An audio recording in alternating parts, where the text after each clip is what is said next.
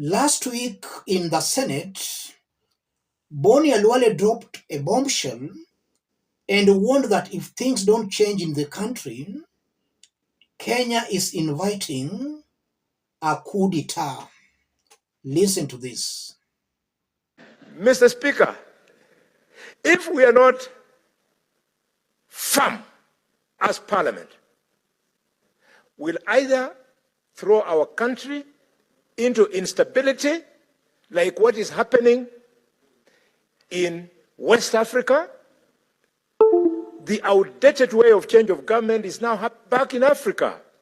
We are now seeing coup d'etats because the militaries are waiting to see the institution of Parliament ensure that constitutions are working, and when they give up, they use unconstitutional means. That was last week in the Senate. And Bonny is at it again. Dr. Bonny, Senate Majority Whip, let President Ruto prove to Kenyans that he is serious about fighting graft by sacking Agriculture CS Mithika Linturi and arresting all those involved in the fake fertilizer scandal. When Kenyans went to the polls on August 9, 2022, they did not know they were voting for conmen and thieves. That's a direct message to Ruto and his team. Khalwale is saying that when Kenyans went to the polls on August 9, 2022, they did not know they were voting for conmen and thieves. I want us to put that into perspective for Kenyans to understand what's going on here. If you are watching us but you have not yet subscribed, subscribe, give the video a like. Let's proceed. Mithika Linturi is serving as the Agriculture CS courtesy to an appointment by Ruto. Ruto is the person who appointed him to serve as the CS Agriculture. Kenyans never elected Mithika Linturi to serve as the CS Agriculture. But Kenyans did elect Ruto to serve as the president.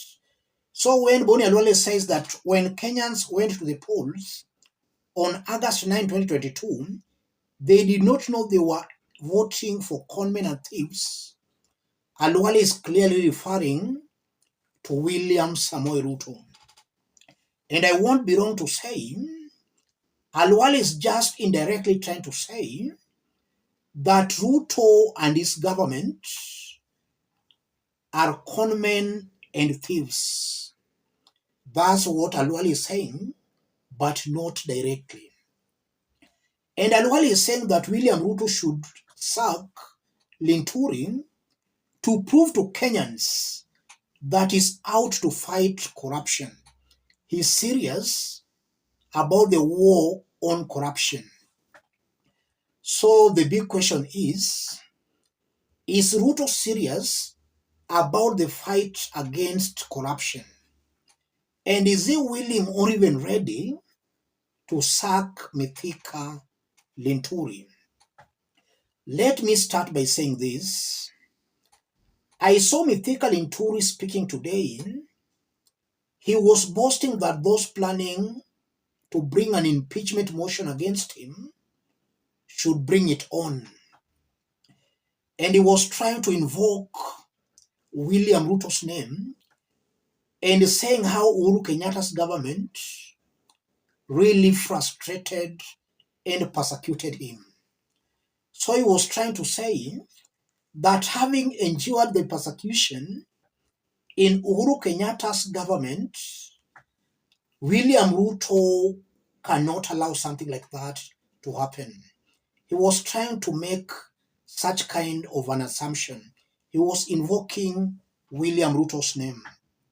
So in a nutshell, Mithika Linturi is very confident that William Ruto will defend him and Ruto will mobilize the Kenya Kwanza elected leaders to kill any impeachment motion being moved against him in parliament. So to start it off, William Ruto is not ready, not willing to sack Mithika Linturi. And most definitely, the whole fertilizer scam might have originated from State House. That's why we are not seeing heads rolling. There are no serious investigations happening. The whole thing might have originated from State House.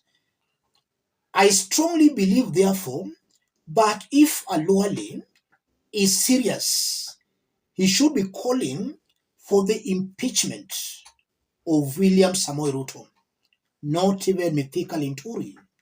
Linturi, in my honest opinion, is just a mtu wa mkono. State House is the culprit here. Is William Ruto serious about the war on graft? Again, Ruto is not serious, and I'm saying that because a few months ago, the controller of budget, Margaret Nyakango, exposed on how some greedy elements in government are looting taxpayers' money. It's clear beyond any reasonable doubt that this government is abating corruption. Any person who is trying to fight corruption in the government, that person is clearly being targeted. So it appears that there are some people in Kenya Kwanza government who have been given the express authority to loot from the public coffers.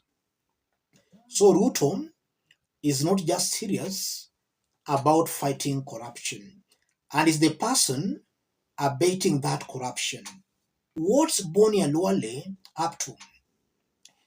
Khalwale has realized that on the ground things are becoming very hostile for him and for Kenya Kwanza government. So Khalwale wants to confuse the ground that he cares about them. While in the real sense, Khalwale wants to be Kakamega governor come 2027. And I'm seeing a very high possibility or a likelihood where he might dump Kenya Kwanza for the opposition, in this case, ODM party.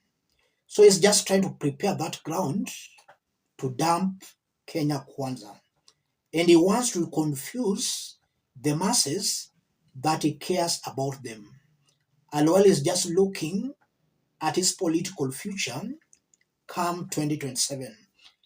If he was serious about the fight against graft, Khalwale could have resigned from Kenya Kwanza or even resigned as the senator to contest for that seat again through a different party, not Kenya Kwanza or ODA. But he wants to eat in Kenya Kwanza as he waits to dump Kenya Kwanza for the opposition. But all in all, it's good is pointing out some loopholes in the government, and that's very encouraging. And if all leaders could be doing what Bonny Khalwale is doing, then I strongly believe that the government could be held accountable. But from what we are seeing, most of these leaders, both in government or in the opposition, are not brave enough to come out to do their oversight role. Let me stop it there, ladies and gentlemen. If you are watching us but you have not yet subscribed, subscribe, give the video a like. Any person watching us outside Kenya, drop a comment, let us know from which part of the globe you are watching us from. If possible, subscribe, give the video a like. Thank you. God bless you.